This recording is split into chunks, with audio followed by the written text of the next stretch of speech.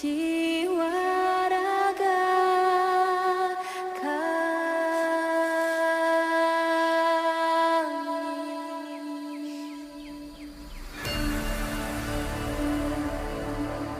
Indonesia is the most beautiful land in the universe.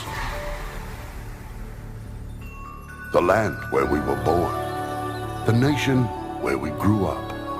So many colors that live together in peace. With a million timeless treasures. With an abundance of natural wealth. Indonesia is not just wonderful. Indonesia is a wonderland. Kota baru dunia berbeda.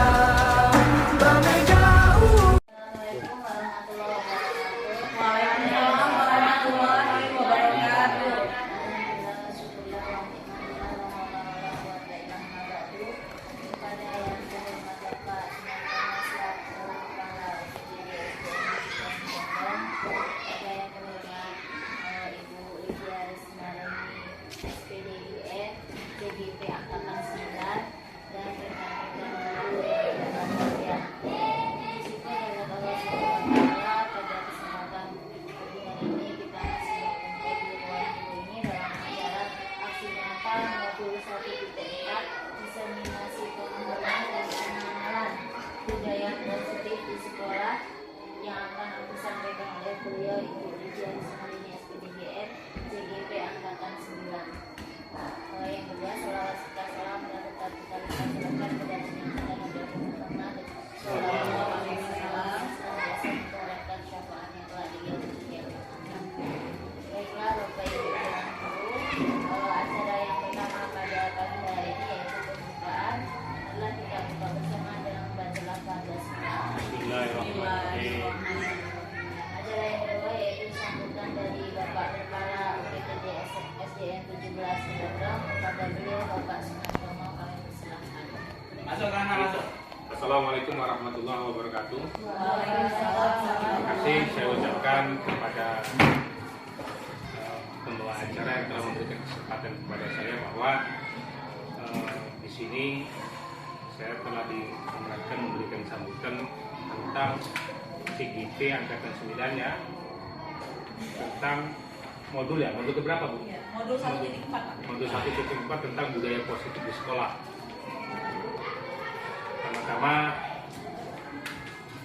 marilah kita bersama-sama ya, di mana pada kesempatan ini kita semua telah diberi kesehatan jasmani sehingga kita dapat hadir dalam rangka diseminasi di kegiatan CGP yang dibawakan nanti akan dibacakan oleh Bu Lydia mengenai modul 1.4 tentang budaya positif, bahwa budaya positif itu merupakan pembiasaan-pembiasaan yang memang pembiasaan hal yang baik mencakup sikap atau perilaku maupun tutur kata oleh semua warga sekolah. Jadi kita harus membiasakan bahwa kita ini adalah warga sekolah atau manusia yang memegang kontrol terhadap dirinya sendiri, baik buruk ya, baik buruknya seseorang hanya dilihat dari diri sendiri yang biasanya yang sendirilah yang biasa diwujudkan. Jadi di situ ada beberapa budaya positif di sekolah yang berpihak kepada murid, yaitu dapat dilahirkan generasi penerus bangsa yang unggul dan beradab mulia. Jadi kita harus membiasakan kepada murid-murid kita ya, supaya berakhlak mulia ya, dan sesuai dengan profil pelajar Pancasila. Saja yang dapat saya sampaikan. Terima kasih kepada MC yang telah kesempatan. Mudah-mudahan selaku guru penggerak dapat memberikan ilmu-ilmunya yang dapat menularkan kepada teman-temannya, sehingga sekolahan kita ini bisa bergerak, bisa maju dengan adanya guru penggerak. Itu saja yang dapat saya sampaikan. Terima kasih. Saya akhiri. Assalamualaikum warahmatullahi wabarakatuh. Waalaikumsalam warahmatullahi wabarakatuh. Terima kasih kepada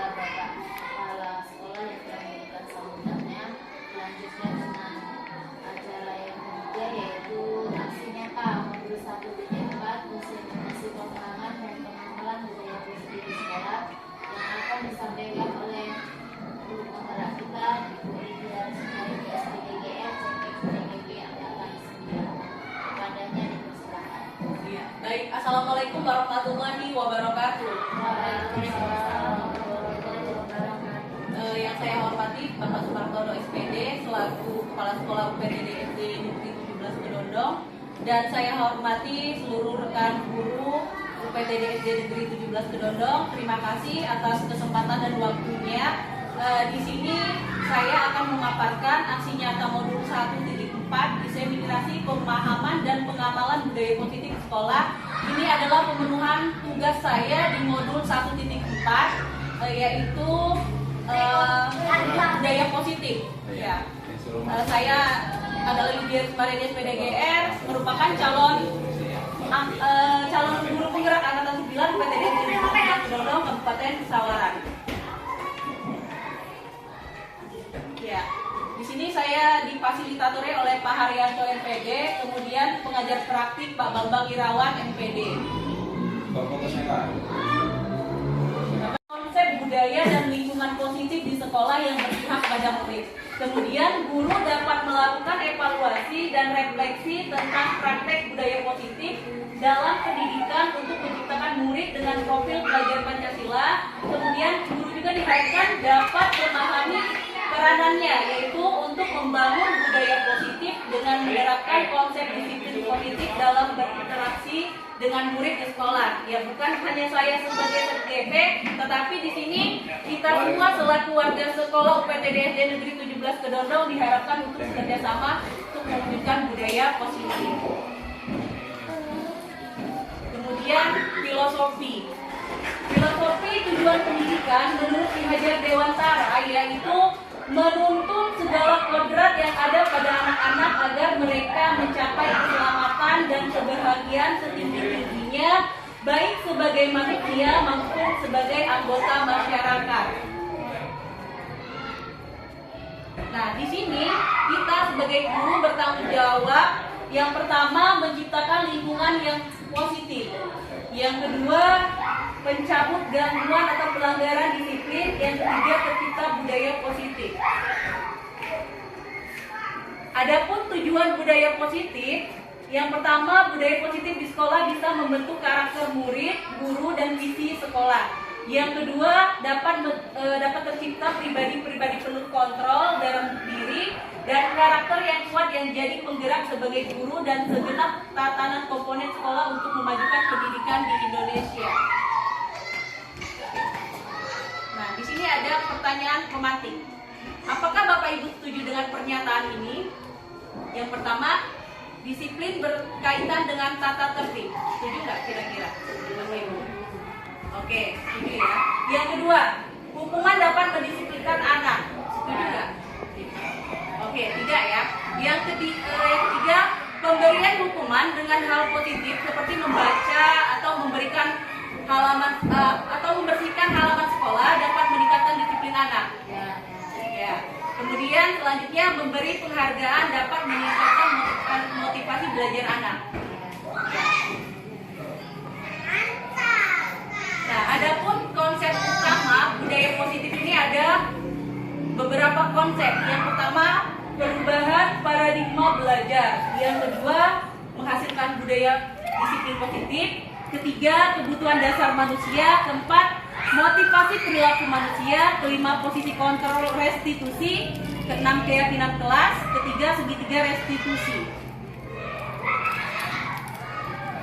Nah, Bapak Ibu masih ingat semua profil pelajar Pancasila?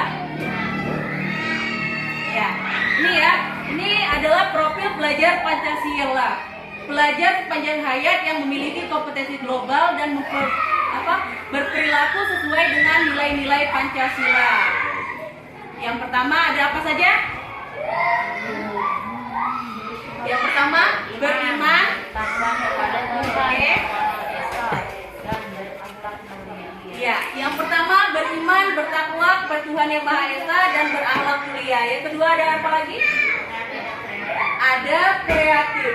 Oke, yang ketiga gotong royong. Keempat, mandiri. Kelima, bernalar kritis. Yang keenam, berkebinekaan global. Ya, harapannya di sini kita nanti akan memenuhi semua profil pelajar Pancasila ini ya. Ya, yang pertama pembelajaran dengan paradigma baru. Pembelajaran dengan paradigma baru ini maksudnya pembelajaran yang dirancang berdasarkan prinsip pembelajaran yang terdiferensiasi sehingga setiap siswa belajar sesuai dengan kebutuhan dari tahap perkembangannya untuk mewujudkan profil pelajar Pancasila P5 ya. Kemudian yang kedua, disiplin positif. Disiplin positif ini artinya dalam budaya kita, makna kata disiplin dimaknai menjadi sesuatu yang dilakukan seseorang pada orang lain untuk mendapatkan kepatuhan. Kita cenderung menghubungkan kata disiplin dengan ketidaknyamanan. Kedua, disiplin positif merupakan salah satu cara penerapan disiplin yang bertujuan untuk menumbuhkan kesadaran serta memberdayakan anak untuk melakukan sesuatu tanpa togokan, ancaman maupun hukuman. Ya, diharapkan disiplin positif ini kita lakukan dan kita menerapkannya secara bersama-sama dengan penuh kesadaran baik antara guru maupun siswa, seperti itu ya. Kemudian yang ketiga ada kebutuhan dasar manusia, di mana kebutuhan dasar manusia itu yaitu yang pertama bertahan hidup, yang kedua kasih sayang dan rasa diterima, yang ketiga penguasaan, yang keempat kebebasan, dan yang kelima adalah kesenangan ya. Ini prinsip dasarnya. Kemudian yang keempat ada motivasi perilaku manusia. Motivasi perilaku manusia yang pertama yaitu motivasi merupakan dorongan yang timbul pada diri seseorang secara sadar atau tidak sadar untuk melakukan suatu tindakan dengan tujuan tertentu. Yang kedua, menghindari ketidaknyamanan dan hukuman. Yang ketiga, mendapatkan imbalan atau penghargaan dari orang lain. Yang keempat, menghargai nilai-nilai kebajikan dari diri sendiri. Itu motivasi perilaku manusia. Adapun konsep disiplin identitas gagal, ini yang gagalnya ya kawan-kawan ya. Yang pertama hukuman. Kenapa hukuman dibilang gagal? Karena hukuman ini bisa bersifat menyakitkan, ya. Bagi siapa? Bagi penerima hukuman, ya. Kemudian tidak nyaman. Murid juga akhirnya merasa takut. Kemudian juga bersifat memaksa, dan juga murid menyembunyikan kesalahan, dan akhirnya murid juga menjadi rendah diri. Artinya murid kita akhirnya menjadi murid-murid yang tidak berani. Karena apa? Karena kalau saya melanggar seperti ini, saya akan dihukum. Kalau saya begini, berarti akan dihukum. Kemudian juga ada penghargaan. Penghargaan juga kenapa dibilang identitas gagal? Karena nggak semuanya penghargaan itu selalu menjadi sukses. Kenapa? Karena penghargaan ini tidak seluruhnya efektif. Kemudian bisa merusak juga hubungan sifat atau iri antara yang satu dengan yang lain. Yang kedua, mematikan kreativitas. Yang ketiga, menghukum dengan sistem ranking. Keempat, merampas hak menghargai dirinya. Nah, mengapa di kurikulum Merdeka Belajar ini tidak boleh dilakukan sistem perankingan? Itu tadi, karena kita menjaga mental anak kita, ya, agar anak kita itu tidak menjadi mental yang identitasnya gagal, gitu. Karena kalau saya ranking kesekian dari kesekian, jadi anak itu down duluan, gitu. Terus bagaimana konsep disiplin identitas yang sukses? Nah, konsep disiplin identitas yang sukses yang pertama itu penguatan jangka pendek.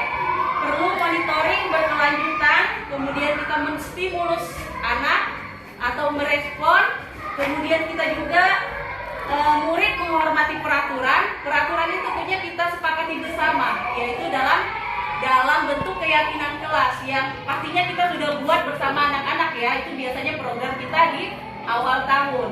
Kemudian kehilangan waktu untuk merenungkan kesalahan. Kemudian bagaimana caranya juga? Yang kedua dengan restitusi. Restitusi ini murid bertanggung jawab untuk perilakunya.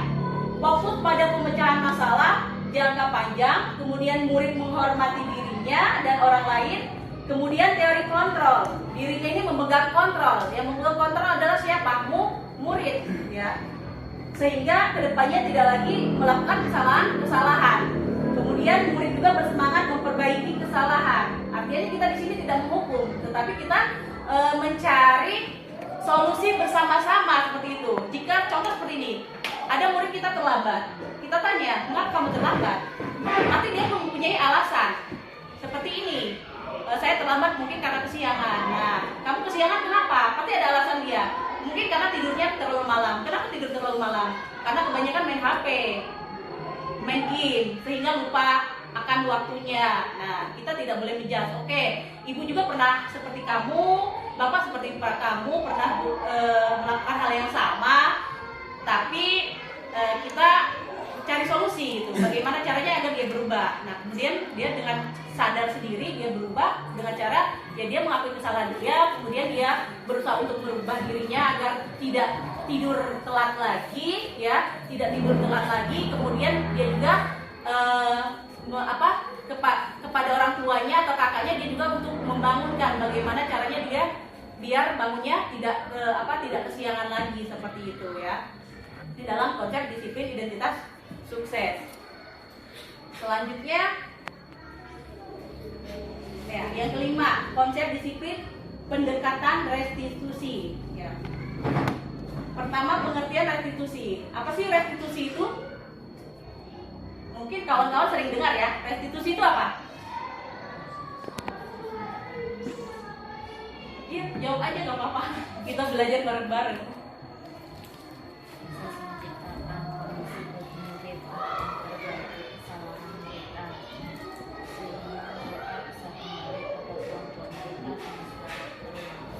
Iya, itu ya konsep disiplin pendekatan restitusi. Pengertiannya itu restitusi adalah proses menciptakan kondisi bagi murid untuk memperbaiki kesalahan mereka sehingga mereka bisa kembali pada kelompok mereka dengan karakter yang lebih kuat seperti itu, ya. Ini menurut Gassen pada tahun 2004.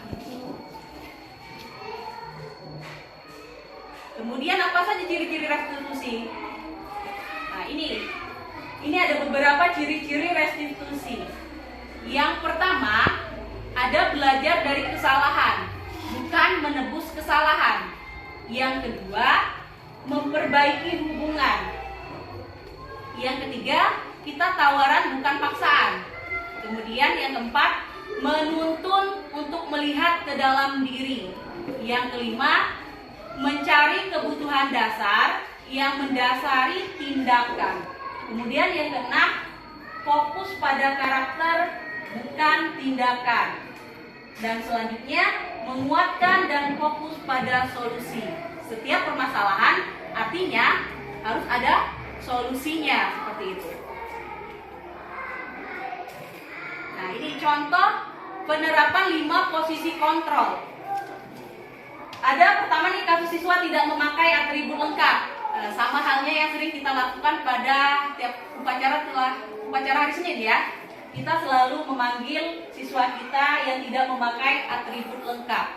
Nah, ini ada kita yang kita mau seperti apa? Apakah kita sebagai guru, sebagai penghukum? Ataukah kita sebagai pembuat rasa bersalah? Atau sebagai teman? Atau juga sebagai motivator? Manajer, bukan motivator, manajer, ya. Ya, yang pertama kita penghukum. Kalau penghukum ini biasanya patuhi aturan sekolah, lalu berdiri di depan barisan. Ini kalau kita melakukan sebagai guru, sebagai penghukum, ya. Bisa juga bukan berdiri saja sih, ada juga yang bersihkan WC, mungkin kan, atau bersihkan lingkungan kelas. Sebaiknya kalau kita boleh menghukum, tapi kita bersifat positif. Contohnya positif seperti apa, kawan-kawan? Kalau positif, yang penghukum. Ya, kalau yang penghukum, yang positif tuh seperti ini. Kita boleh menghukum tapi dengan cara patuhi aturan sekolah. Lalu kita bersihkan ruang sekolah atau ruang kelas atau lingkungan sekolah dengan bersama-sama. Itu bagi para pelanggar ya. Kemudian dua, ada guru yang membuat rasa bersalah. Kalau berasa bersalah ini seperti ini biasanya. Berapa kali Bu Guru harus memberitahu kamu, Bu Guru kecewa sama kamu. Nah ini sering nggak kita lakukan sebagai guru? Membuat murid itu merasa bersalah. Jarang, oke ya, bagus kalau jarang berarti. Udah mulai menerapkan profil pelajar Pancasila dan penerapan kontrol 5 posisi kontrol ya. Ya, membuat rasa bersalah ini juga kita hindari. Jangan sampai kita membuat anak itu merasa bersalah ya. Contohnya gini, Nak, tolong hafalkan ini secepatnya. Kalau kamu nggak hafal, berarti ibu ini gagal. Kalau kamu nilainya nggak bagus, berarti ibu ini gagal. Nah itu salah satu itu membuat merasa bersalah juga pada murid ya. Kemudian yang ketiga itu ada teman. Teman ini antara guru dan siswa. Contohnya seperti ini, ayolah yang tertib, buat Bu Guru bangga. Kali ini tidak apa-apa kamu salah. Nah ini biasanya teman. Kalau teman ini dikatakan juga tidak baik, kenapa? Karena biasanya anak-anak ini cenderung hanya nurut dengan kita saja. Hanya kita saja. Tapi ketika guru lain yang masuk, dia kembali lagi kepada gaya dia belajar seperti itu. Bukan Ibu Lisa yang masuk, bukan Pak Nanang. Jadi mereka ya itu lagi, balik lagi sesuai mau mereka gitu. Karena apa tadi? Karena waktu sama Pak Nanang mungkin sama Bu Lisa, mereka care banget sebagai teman gitu. Giliran saya menggantikan Pak Nanang saat Pak Nanang gak ada atau Bu Lisa gak ada, mereka balik lagi. Males lah sama Bu Lydia, enak sama Pak Nanang, enak sama Bu Lisa gitu. Ada rasa ketergantungan antara murid gitu. Kalau kita sebagai posisi kontrol, sebagai teman. Kemudian perbedaan contoh kasus siswa sering terlambat sekolah. Ini ada perbedaannya ya. Yang pertama kalau hukuman. Hukuman, guru menghukum siswa tersebut lari keliling lapangan 3 kali. Guru memberi tindakan langsung. Ini kira-kira bagus nggak kalau seperti ini? Sebelum bertanya, sebelum kita lakukan restitusi, kemudian kita lakukan kontrol, kita tahu-tahu menghukum gitu. Bagus gak kira-kira?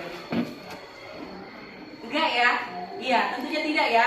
Kita nggak bisa langsung menghukum begitu saja ya. Pastinya kita harus ada tindakan ya, tindakan. Kemudian kita tanya kenapa, gitu kan? Dan tentunya dia juga mencari masalah bersama sehingga tidak lagi terjadi kesalahan yang diulang kembali seperti itu.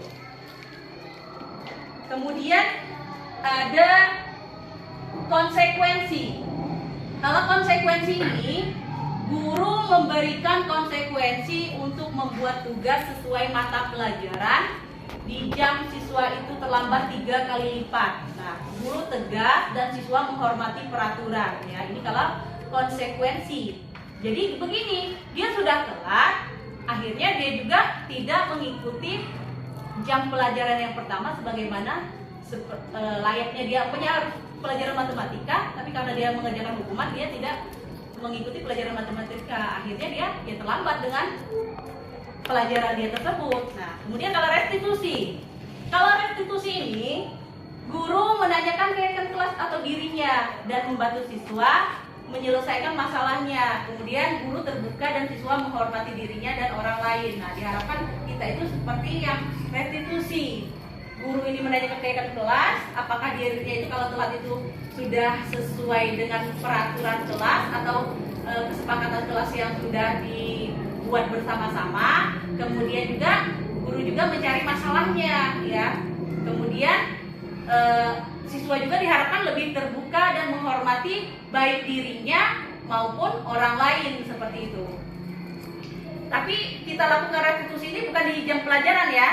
Kita lakukan restitusinya ini saat istirahat seperti itu. Kemudian keyakinan kelas. Nah, ini ada pertanyaan tematik tentang keyakinan kelas. Mengapa kita memiliki peraturan tentang penggunaan helm pada saat mengendarai kendaraan roda 2 atau motor? Ada yang tahu nggak kenapa kita harus pakai helm? Supaya kalau kecelakaan dan cederanya tidak banyak. Nah iya, tentunya kalau kita kecelakaan atau tidak apa ya, hal-hal yang tidak diinginkan lah seperti itu ya, hal-hal yang tidak diinginkan itu terjadi pada kita, itu bisa meminimalisir kita seperti itu ya. Mengurangi cedera pada diri kita juga. Kemudian yang kedua, mengapa kita memiliki peraturan tentang penggunaan masker dan mencuci tangan setiap saat? Nah ini kita lakukan pada saat zaman corona covid itu ya, masker dan mencuci tangan. Dan sampai saat ini ada juga yang masih terus menerapkan ya, cuci tangan kan bagus, setiap hari itu harus cuci tangan, setelah melakukan aktivitas apapun ya harapan kita ya harus mencuci tangan, karena dengan mencuci tangan yaitu bisa menghindari kita dari kuman seperti itu. Dengan masker juga kita bisa menghindari dari kuman juga, apalagi sekarang masih cuaca seperti panas begini yang luar biasa, debunya juga kan. Jadi ini sangat membantu sekali seperti itu kan. Nah, ini contoh penerapan 5 posisi kontrol. Ada lagi kasus siswa tidak memakai atribut lengkap. Nah tadi kan tadi itu kita sebagai penghukum, kemudian pembuat rasa bersalah, kemudian teman, dan selanjutnya ini adalah kita sebagai pemantau. Bagaimana guru sebagai pemantau?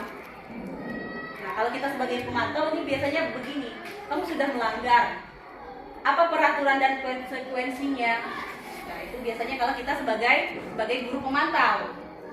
Nah, posisi yang sangat kita idamkan adalah sebagai manajer. Manajer itu begini pertanyaan, apa kamu tahu kesalahanmu? Kira-kira bagaimana kamu akan memperbaiki kesalahan ini?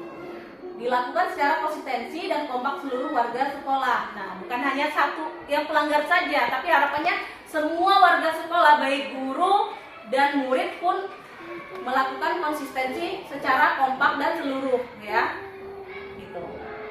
Jadi manajer ini kita tidak membuat anak itu merasa bersalah, kemudian juga tidak apalagi tidak menghukum, kemudian apalagi tadi tidak menjudge anak gitu kan. Tuh. Ini diharapkan adalah sebagai manajer ya, sebaik-baiknya guru adalah sebagai manajer. Kemudian bagaimana pembentukan keyakinan kelas? Bapak Ibu sudah melakukan pembentukan keyakinan kelas? Sudah ya?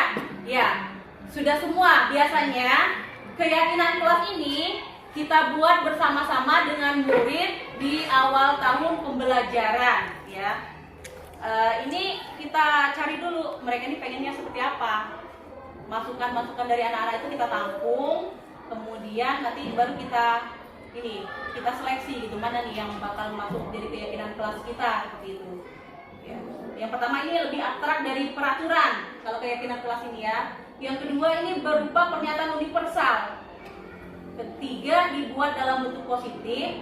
Keempat sedikit saja agar mudah diingat, nggak perlu banyak-banyak, sedikit tapi mudah diingat dan dipahami juga dengan murid-murid kita ya. Dari semua kelas itu boleh mempunyai keyakinan yang berbeda-beda sesuai dengan kebutuhan kelasnya masing-masing juga ya, sesuai tingkatannya juga ya. Tingkatan anak TK mungkin berbeda dengan anak SD kelas 1 sampai kelas 3, begitu juga dengan tingkatan anak kelas 4 sampai dengan kelas 6 ya. Keyakinan kelasnya pasti berbeda-beda ya. Kemudian sesuai dengan kondisi kelas dan sekolah agar mudah diterapkan. Dan yang kelima, semua warga kelas atau sekolah ini dilibatkan saat membuat. Artinya antara semua murid dengan wali kelas ya, biasanya wali kelas ya keyakinan kelas ini. Nah kita buat bersama-sama gitu, dengan kesepakatan dan murid kita sendiri mau seperti apa keyakinan kelasnya seperti itu. Nah ini, sini ada segitiga restitusi. Ketika kita menghadapi siswa-siswa kita yang bermasalah, kita menggunakan alur segitiga restitusi ini. Alur segitiga restitusi ini yang pertama itu ada menstabilkan identitas. Yang kedua ada validasi atau tindakan yang salah. Yang ketiga menyatakan keyakinan. Nah, keyakinan ini berkaitan dengan tadi keyakinan kelas 3. Contoh seperti ini. Kamu tentu punya alasan mengapa melakukan itu, ya. Itu yang menyatakan keyakinan, ya. Menstabilkan identitas. Kemudian adakah cara yang lebih efektif untuk mendapatkan apa yang kamu butuhkan? Itu menstabilkan identitas. Kemudian menanyakan keyakinan itu, keyakinan kelas apa yang telah disepakati dan apa yang telah kamu langgar. Kemudian kamu ingin menjadi orang yang seperti apa? Itu masuk dalam keyakinan kelas. Ya, agar apa? Agar kedepannya anak kita itu tidak lagi melakukan kesalahan atau pelanggaran berulang-ulang seperti itu. Ini kita gunakan dengan segitiga restitusi. Nah, ini adapun tahapan segitiga restitusi. Yang pertama, menstabilkan identitas. Menstabilkan identitas ini yang pertama itu kita semua akan melakukan hal yang terbaik yang bisa kita lakukan. Itu contohnya. Atau kita semua pernah melakukan hal yang sama, tapi bagaimana kedepannya kita akan lebih baik seperti itu, ya. Kemudian validasi tindakan yang salah. Semua perilaku memiliki alasan. Ya, anak telat, anak tidak memakai atribut, tentunya mempunyai alasan. Nah, di sini kita biarkan mereka bebas untuk mengutarakan apa alasan mereka seperti itu. Mudah-mudahan kedepannya tidak diulangi lagi. Kemudian menanyakan keyakinan. Nah, dengan pelanggaran tersebut kita menanyakan keyakinan. Apakah itu sudah sesuai dengan keyakinan kelas yang sudah kita sepakati bersama? Kemudian apakah itu memiliki motivasi internal seperti itu, ya?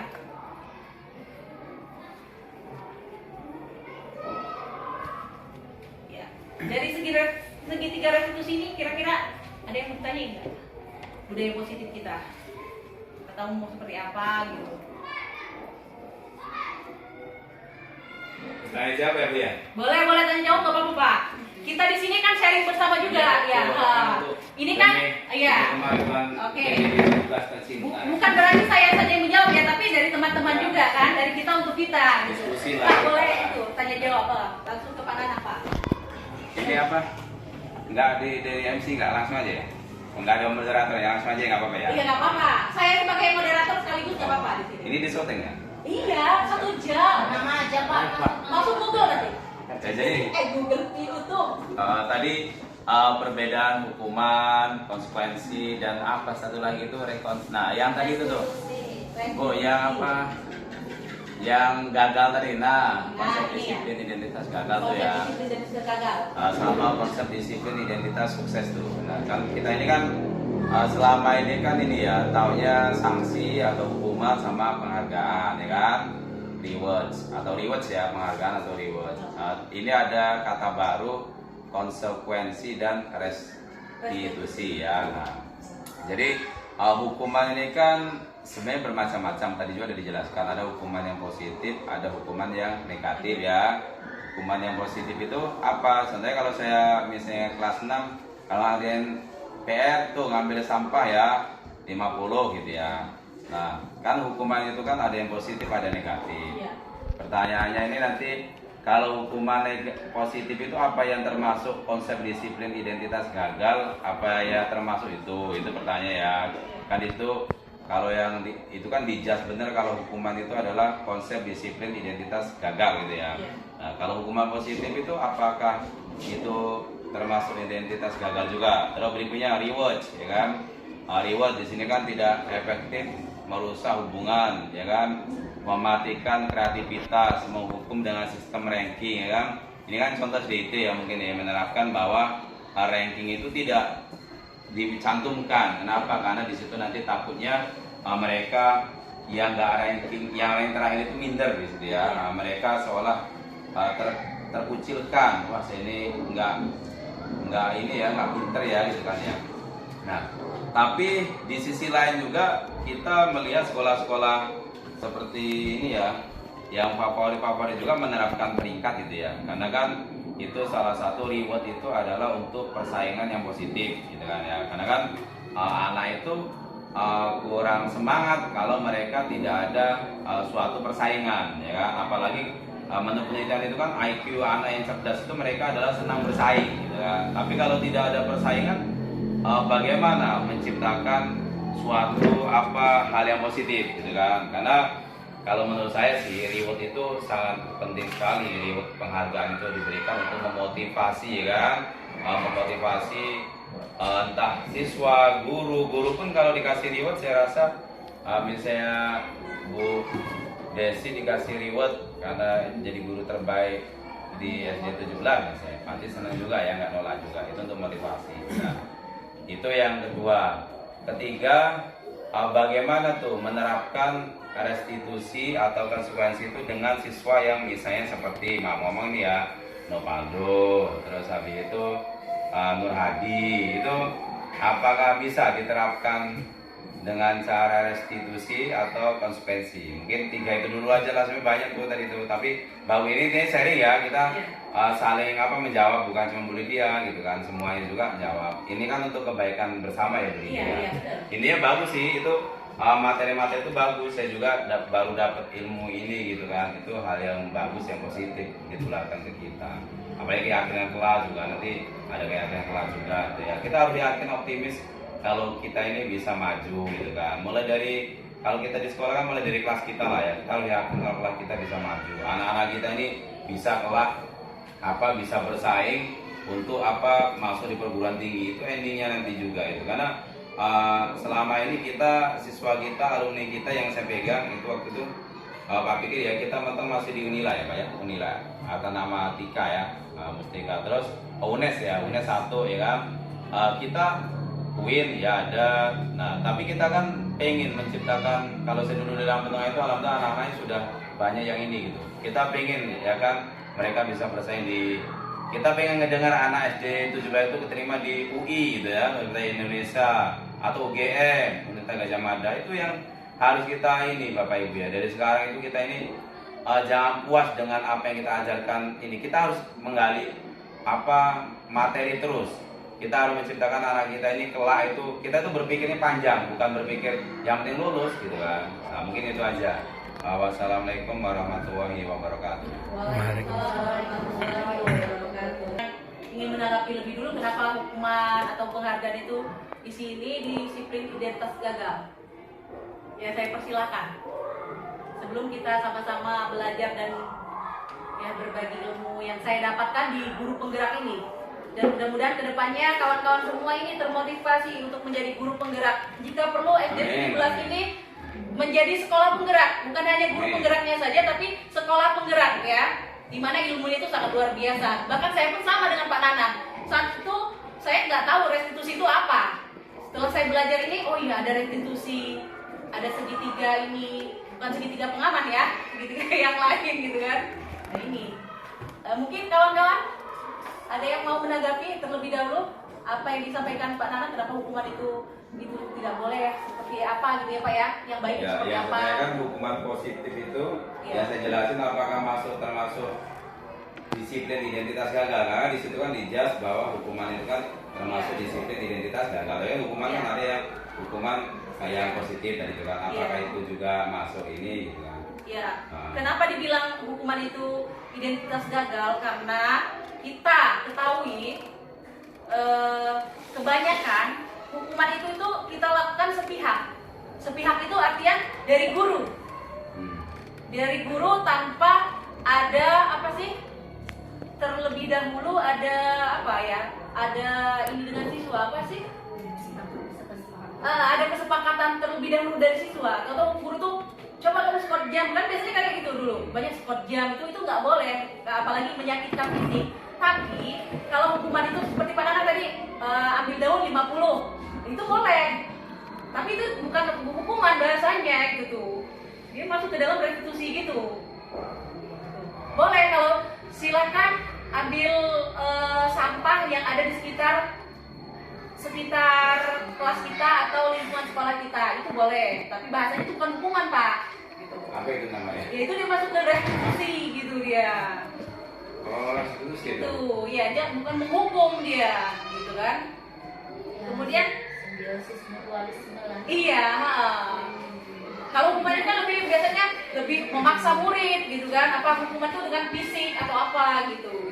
Itu yang bukan nggak boleh, yang identitas gagal. Tapi kalau yang dengan cara bersihkan lingkungan sekolah itu nggak apa-apa, kan ada efek manfaatnya juga seperti itu. Kelas kita jadi bersih, sekolah kita jadi nyaman gitu kan. Nah itu. Kemudian tadi tuh penghargaan. Itu sistem ranking. Nah, kalau di kurikulum Merdeka Belajar ini memang tidak di apa ya, nggak boleh sistem ranking itu Pak. Ya saya juga ya baru tahu waktu saya mengikuti ini nih. Kenapa nggak boleh? Ya karena itu tadi, yang tadinya siswa kita, yang tadinya yang tadinya sudah nggak paham, kemudian dia udah mulai paham, kemudian karena ranking jelek, ini saya 17 dari ke 17 ya. Kira-kira minder nggak? Nah biasanya ada itu kan berarti minder itu yang ada yang mindernya ini ya. itu. Nah itu kan untuk ini siswa yang di bawah tuh, siswa yang mereka untuk senang bersaing tuh, yang ranking itu kan mereka juga perhatiannya, ala udahlah nggak ada ranking aja lah, pokoknya udahlah belajar ya belajar, enggak gitu kan. Itu kan kejadian di IT kan waktu itu kan. Iya. Gitu kan. Tapi Pernah gini saya Pak, memang kan kita di dalam buku itu, buku ranking itu kita nggak munculkan 1, 2, 3 itu nggak kita munculkan. Tapi kan biasanya ada komunikasi antara wali kelas dan orang tua, dipanggil, nanti dibilang, Bu, anak ibu ini ranking sekian, seperti itu. Jadi nggak gamblang diceritakan ke semua orang, tapi bagi yang berprestasi itu sudah diberitahu kepada wali muridnya masing-masing. Ini sebenarnya anak bapak ini hasilnya sudah baik, sangat baik seperti itu, dan di dalam kelas anak bapak ini urutan ranking pertama, seperti itu. Nggak, tapi jangan di print out gitu Pak.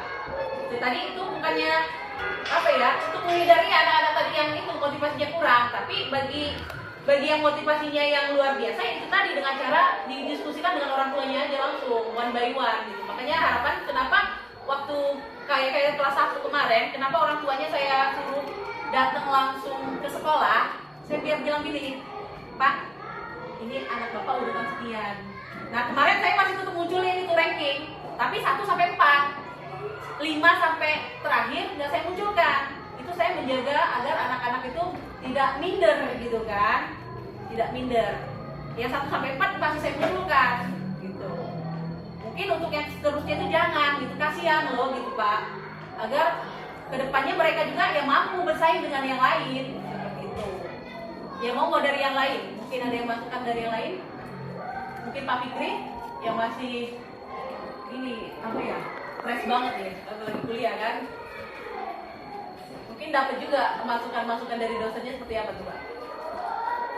Kalau Pak Fikri mengenai reward ini.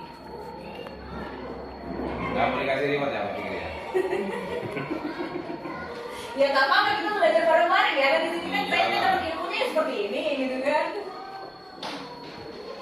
Jadi gimana Pak Fikri, yang buang sampah tadi, mengenai sampah bukan masuk hukuman itu Pak berarti? Ya tidak itu. Kalau menurut saya itu bukan juga, karena itu ada timbal baliknya. Nah, timbal balik ya. Jadi kalau timbal balik apa tuh Pak? Misalnya kan dikasih hukumannya kayak apa, mengumpulkan sampah. Nah, Kalau anak-anak mengumpulkan sampah jadi lingkungannya jadi bersih. hmm. Itu jadi timbal baliknya ya, lingkungan kita jadi nyaman ya bersih. Ada timbal baliknya lah ya. Iya. Kenapa? Jadi kalau kekerasan itu misalnya itu nggak ada timbal balik berarti ya? Ya itu. Ada nggak timbal baliknya? Kekerasan ya Nggak boleh, karena itu apa ya, kalau kekerasan itu kan bikin down mental anak juga Pak. Kalau tadi bersihin lingkungan kelas, kenapa masuk ini? Ya ini nanti harapannya siswa ini lebih bertanggung jawab gitu loh, dengan lingkungan yang tadinya kotor jadi bersih gitu. Ya mungkin ini juga ya, tadi kan Pak Fikri tadi ada timbal baliknya gitu ya. Mungkin ini ya apa yang dimaksud apa, yang hukuman positif tadi masuk di restitusi itu mungkin ini ya, disebutkan murid bertanggung jawab untuk perilakunya ya, dia bertanggung jawab untuk perilakunya. Terus apa itu? Fokus Pada pemecahan masalah. itu kekecilan apa memang saya ini udah ini perasaan saya ini, mata saya masih sehat. Nah di zoom gitu lah, apa itu coba biar tahu restitusi, murid bertanggung jawab untuk perilakunya, fokus pada pemecahan masalah jangka panjang, murid menghormati dirinya dan orang lain, kontrol dirinya, memegang kontrol, murid bersemangat memperbaiki kesalahan. Nah, itu mungkin gini ya. Jadi kayak bertanggung jawab untuk perilakunya itu kan kayak saya tuh ya di kelas 6 itu saat awal mereka masuk itu yang pertama memang ya pembentukan pengurus kelas, karena itu penting ya, struktur pengurus kelas itu penting Bapak Ibu, karena itu yang menjaga kelas kita saat kita memang pas lagi ada kesibukan ya. Nah, selain guru piket itu saya ada seperti kontrak kerja gitu kan, atau kontrak belajar. Jadi anak-anak itu sebuah musyawarah. Yuk, pertama, kalau tidak masuk 4 kali atau 3 kali alpanya, 4 kali mau seperti apa? Mereka ngomong, Pak, ini aja Pak, ngepel WC. Tuh misalnya. Itu ada kontrak kerjanya, tulis. Musyawarah tapi ya, kita musyawarahkan. Ada yang mengikuti sampah, ada yang ini. Saya tawarin, atau dikasih duit aja. Yang ini, alpanya. Oh jangan Pak, biar saya mau kasih duit gitu ya. Tapi pasti banyak alpa gitu nanti. Nah, terus ada yang ini, misalnya nggak ngerjain PR apa, mungutin sampah, kalau nggak sholat dua apa, itu ada 11 berapa. Awal mereka datangin kontrak, berarti ini bukan pemaksaan dari anak ya. Kalian ikhlas nggak ini? Ikhlas ya kan? Tanda tangan orang tua, saya nggak menjas anak siap, tapi kan kita nggak tahu nanti orang tua takut protes. Minta orang tua tanda tangan, orang tua suruh baca semua aturan itu, catatan kontrak kita. Kalau orang tua nggak setuju, tulis. Berarti kalau memang nggak seperti ini, orang tua mintanya apa? Ya, minta tanda tangan orang tua. Alhamdulillah sih anak-anak nanya orang tua pada setuju. Akhirnya adalah kontrak. Jadi saya nggak pusing-pusing kalau misalnya mereka alfa 3 kali buka tekan kontrak awal kita apa, seperti itu kan? Apa gitu kan? Jadi mereka nggak terpaksa, walaupun ngepel WC juga itu tidak terpaksa karena memang sudah maunya mereka gitu kan. Mereka maunya seperti itu, Pak Mudin sampah ini gitu kan. Itu apa bisa dimasukkan kata restitusi itu kayak gitu. Ya, kalau kayak tadi ya, kalau sekedar membersihkan lingkungan sekolah lah gitu ya, setidaknya ya, lingkungan sekolah, sampah atau membersihkan WC, ya itu bukan kontrak sebenarnya, itu yang dimaksud sekarang keyakinan kelas itu Pak. Ya, Bapak kan kemarin bikinnya ini ya kontrak kelas ya, kesepakatan. Nah, itu yang sekarang kita galakkan adalah keyakinan kelas. Apa itu juga selain itu keyakinan kelas? Keyakinan kelas, ya. Itu tadi ya itu. Jadi itu masuk keyakinan kelas itu namanya? Iya, itu maksudnya itu yang Pak Nanang itu keyakinan kelas. Dimana keyakinan kelas itu kita buat dari awal pertama kita masuk. Nah itu, ini keyakinan kelas.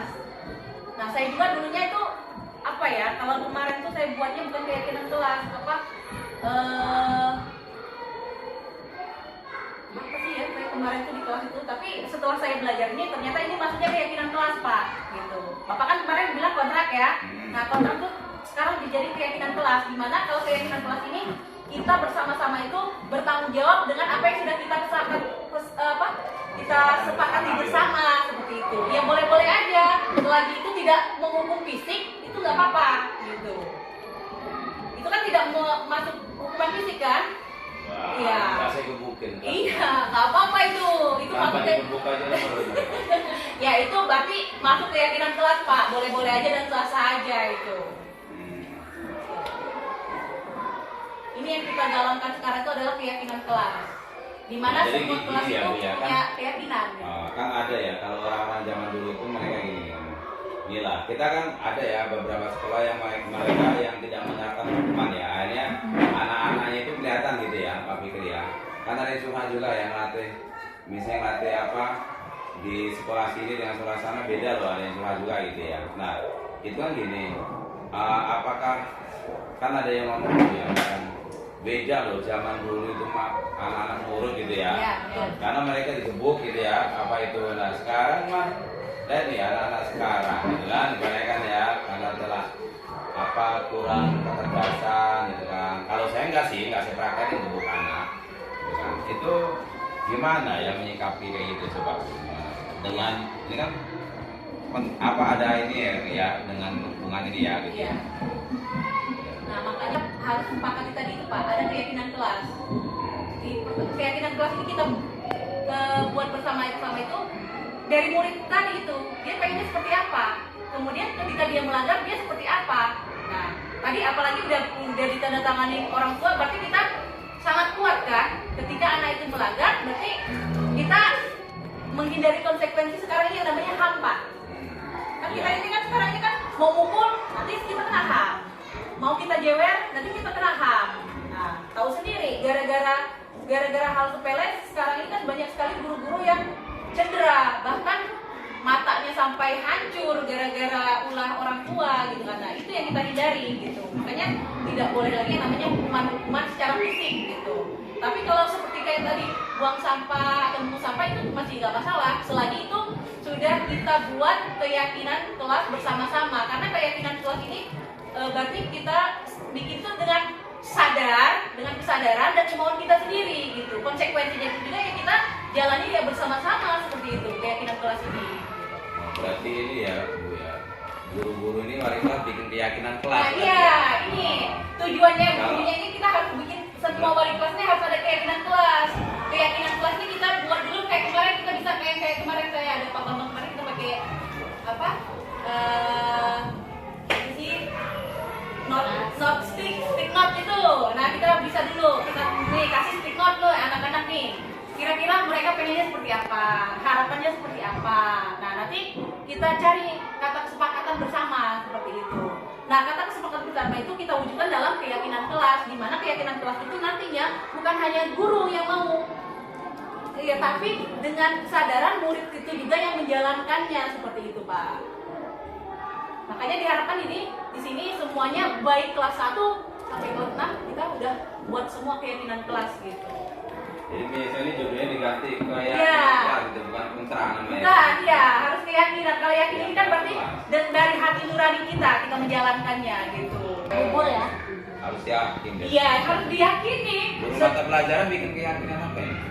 Keyakinan diri sendiri. Iya keyakinan ini diharapkan apa ya berawal dari diri sendiri gitu kan. Dan ujungnya ya untuk ibasnya jangka panjang untuk kita bersama seperti itu kalau keyakinan kelas ini gitu kan. Dengan penuh kesadaran diri seperti itu mereka harapannya ke depan menjalaninya gitu.